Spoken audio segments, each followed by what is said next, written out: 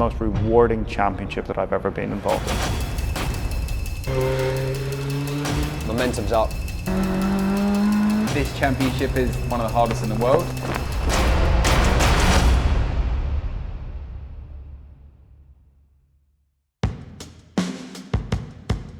Here we are at, I think it's round 5 of the 2021 championship at lovely Knockhill. Knockhill was a circuit. She's a lively one.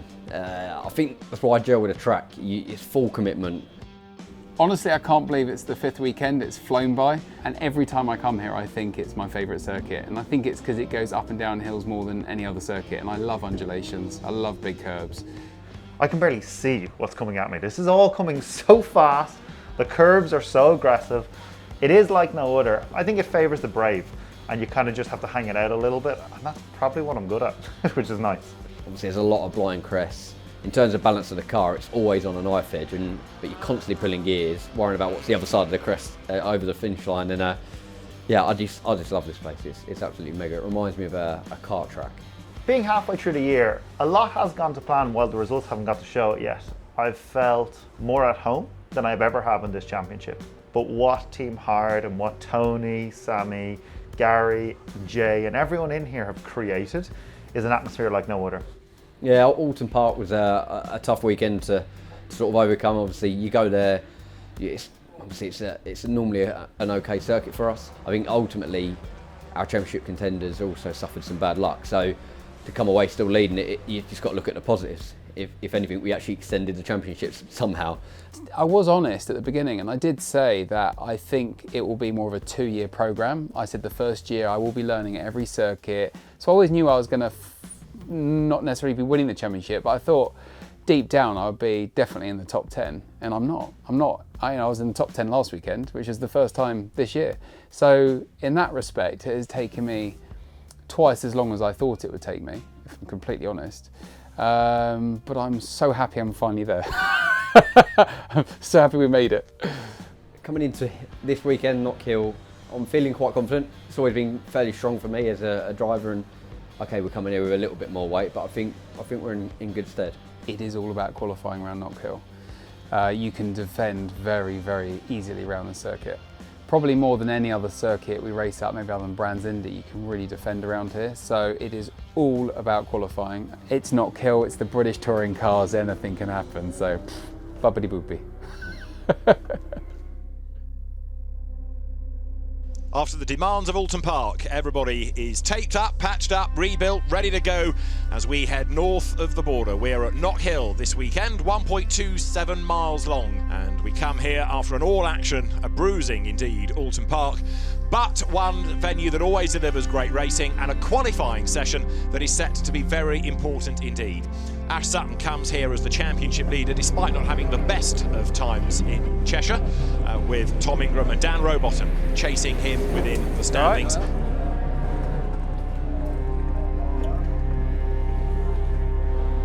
He'll be alright. Cool. No, he's not feeling particularly good at the minute at all. His head's definitely in the right place. We'll see how his body is physically. Dodgy muscles, I think. Not really what you want going into qualifying. It's probably good TV for you.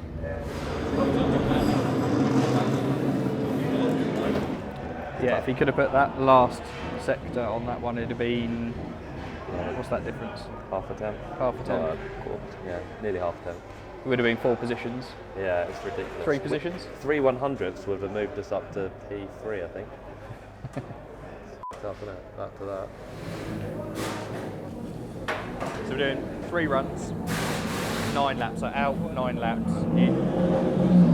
What we looked at last year, between that 4 and that 9 is the optimal for the tyre. So just bring them in slowly, those 4 laps is not a problem. So you've got an out 4 laps to bring them in.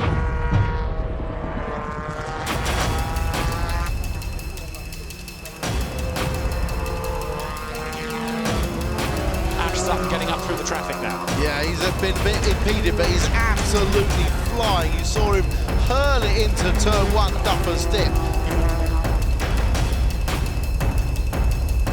And he's already doing very good time. 51.0, that's the quickest time we've seen this weekend. Oh, he completely straight lined it. completely straight-lined it. Walk into the gravel. It's alright, mate, you're still P1. Turkington is on a 51.35, obviously naturally they're going to go quick when they get their laps in. Green flag is waved then, so the clock is ticking again as the cars are pulled backwards by the teams and then released down the pit lane. Aaron Taylor-Smith's Cupra good to go.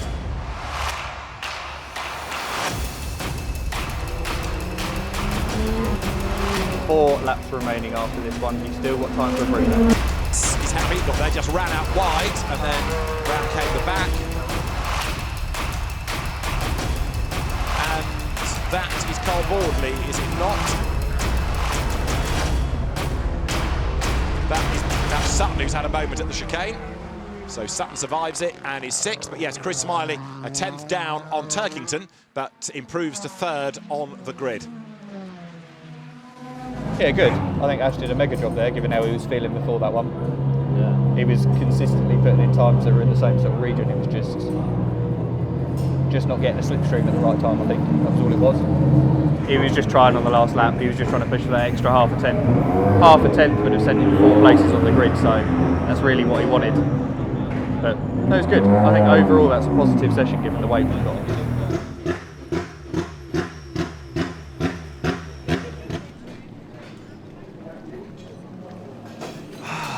I always hate it because before I go out in the car, I'm always so optimistic. And then I go out in the car and I was like, well, this is not going to plan. It's not demoralizing because like I feel like I'm doing the best that I physically can currently, but I just want to be doing better. Like I've driven worse in other cars and qualified on the front row. That's what's so frustrating. If we catch the reverse grid, someone will have to fire me off to win. Like I'll do everything I can to stay there. So we shall see. It's like a dead body. Don't put my back, idiot. I reckon you could wring the cuffs of it because it always collects in the cuffs. It was on my back. Your helmet's gonna go. I'm I'm getting out of it. Oh, lovely. Not going to be a barista anytime soon. What is this? I'm so disappointed. Dishwasher water. It's too fast for my lad.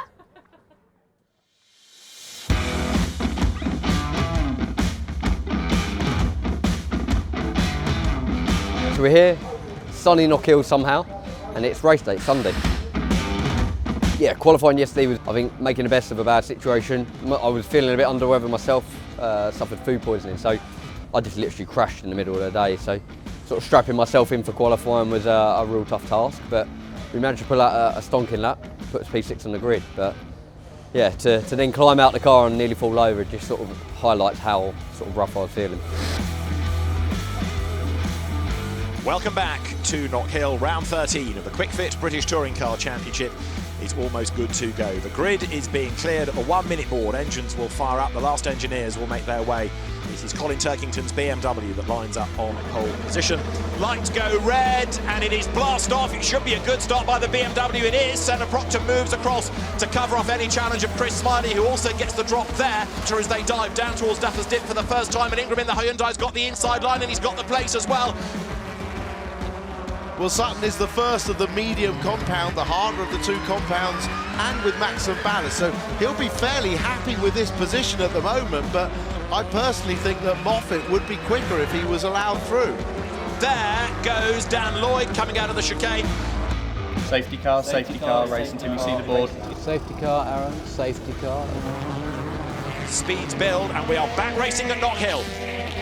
But his brain is sort of thinking, I'm in a good position here, I can lose a bit of weight for race 2, but how does he ever stop himself as he tries to launch it up the inside of Jake Hill? He's going to get there before they get to Clark. Great move, through on the inside line. Here of dramas further back in the pack. That's Ollie Jackson having a major lock-up into the hairpin. Yeah, I think he was, And Aaron Taylor-Smith, I think, was slow there. Aaron Taylor-Smith has a new engine in for this weekend. That was certainly him. What's happened there? Does it just cut out? We sacrificed an enormous amount to be on this grid at all. We lived in a mobile home for 2 years when we raced with BMR. No one really knows that. Like, we lived on site to make this a dream and a reality, for it all to come together. So sorry, Aaron. So sorry. You were getting there. I guess it just cut out, did it?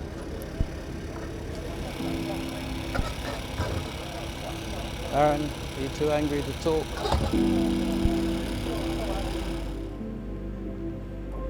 Probably I skip around and make it look like I'm in good form all the time, but at the same time, this is hard work.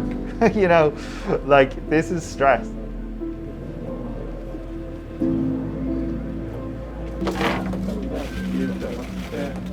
Yeah, fucking engine map. Just decided to go to cool down now. Dad, you could touch it. Yeah. But that's safe. What did you put? Engine map update. Like, I wasn't even near the dial yet. Breaking through the hairpin. Yeah. Just went into cool down mode and like, obviously it feels like it's switching off. Yeah. So it took me a while to figure out what was wrong. This is a stress that stays in your life from February to October. You might get November and December to chill out a little bit if you're not negotiating your deal for next year. But like, this is all consuming. This is a life to actually race and be competitive in this.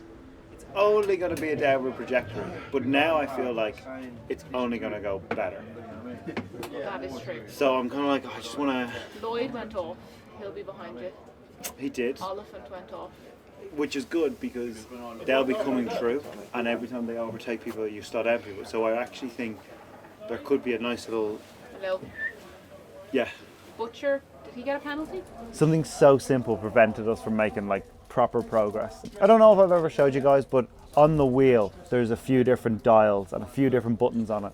And on one of the laps when I turned into the hairpin, as I put in the steering lock, my sleeve caught the dial. Which basically switches off the engine. So it puts it into a cool down mode effectively. It took me probably 10 seconds to figure out what the problem was because you assume that something is broken in the car or the engine is failing. So it's one of those things where I almost need a minute or two when I get out of the car to chill out and just let it all settle down, but totally fine now. But hard to stomach. Thank you so much. Cheers. Thank you. Cheers. Quick photo, please. Quick one. Thank you. Thank you. Cheers. Thank you. Love it. Always got time for the fans. Always got time for the fans, mate. Love it. I'm not sure if he just clipped me or I just locked the rear left and the rear right and I had like a... Bored my girlfriend already, see, she already walked off.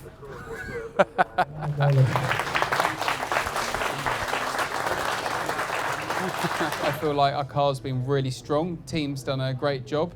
These two boys are at the top of the game. They're both too old to be Formula 1 drivers. I'm too big. But this is really, I mean, I've been involved with loads and loads of motorsport, and this is the pinnacle of British motorsport, so BTCC really is where it's at. So I've actually genuinely really enjoyed today. I feel like I'm understanding the car and how to drive it more. I actually fought through the field really nicely in race 1 and overtook 6 cars in the end, which was brilliant. No, I'm not changing anything with the car other than the tyres, which are the slower tyre by 0.3 of a second a lap. But I'm not going to change anything I'm doing. I'm driving, I think, really well this weekend. So just need a bit more luck and yeah, keep it on the black stuff, more importantly.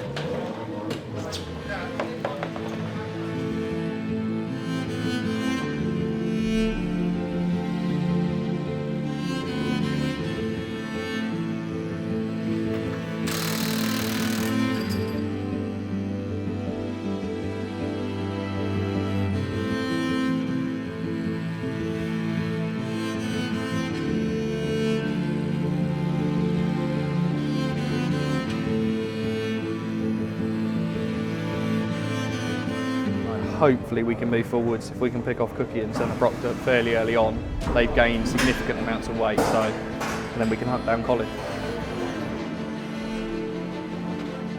The 1 minute board has been shown, the grid is clearing. This big enthusiastic crowd is set ready for what's going to be a really lively race. As Colin Turkington now makes his way up to the grid.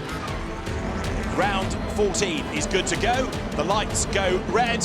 Colin Turkington on pole position, accelerates away now, gets a good start and a bad start by Chris Smiley, who staggers away from the line. Everyone has to dodge around him, including Sam Spelt that goes onto the grass. demolishes the marker board there and gets back onto the road, and mayhem in the background. One of the Team Hard Coopers in the wall. Could have been Nicholas Hamilton, I fear. It is.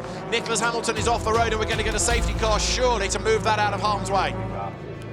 Safety car, race until you see the board. Last at the minute. Ingram is sat P8. We are back running here at Knockhill. We haven't really had a proper racing lap yet, but this is the end of lap 6, and it's Colin Turkington who leads the field over the timing line. Colin Turkington is in charge. Second, Josh Cook. Ash Sutton is third. I'm pretty sure that was Sutton coming. Cook has seen him and left for him on the inside. Great move. Colin's fastest lap currently 51.21. I'll keep you updated. Ash Sutton is now up into second place. Jake Hill tries to hunt down Josh Cook, who has not given up yet. So Proctor goes through, Chilton goes through. That's Ingram getting ahead of Butcher and getting all crossed up. There's damage on the back of the Hyundai, and one into the gravel on the left as well. But it's all eyes on Sutton right now for the lead, at least, as he tries to hunt down Turkington. Up onto two wheels as he goes through the approach to Duffer's Dip. Turkington has got to defend like never before. Sutton is right there. He's quicker. He's alongside. He's going to be ahead. Is he coming down to the hairpin? Because now Sutton to the outside line. He's got the run in a straight line, but he's going to be on the longer, slower line for the hairpin. Turkington stands on the brakes, tries to run Sutton out wide. Ash stands his ground on the outside and does get run out wide through the gravel with two wheels onto the dirt as well. It's his knee and he covers him off. Yeah, he certainly doesn't. Sutton gets a big slide on coming through Clark. Cook's hung on to fourth somehow ahead of Gordon Shedden. Really good drive this by Josh Cook. As there, Turkington is wide, he's in the gravel, and Sutton's going to go through for the lead. A tiny mistake is forced out of the BMW driver, and Ash Sutton has done it. As Ash Sutton is about to come through then for a third win of the season to increase the lead in the championship. Ash Sutton wins, Turkington second, Hill third. Did he just run wide? Yeah.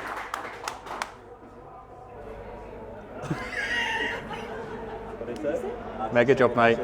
He's cracking. What did he say? He just started singing about under pressure. Oh, really? That's it, mate. Good job, mate. It's not bad for four of us. This morning we sat down and had a little plan. We always do this on race day. We sit down with our team and go, right, what's the ultimate goal here? It took us a few laps to chase Colin. He was strong. He was extremely quick then. Yeah, to come back from obviously how we were yesterday, the illness, etc., and to come away with fastest lap then and a win. It just shows the pace we have in the car. Yeah, a slight error from him at the chicane, and yeah, we come away with a win. To Colin, and back on the top step of the podium is the reigning champion, Ash Sutton. Also, independent win for round 14. And a handshake with Ricky Butler from his team up onto the top step of the podium goes Ash.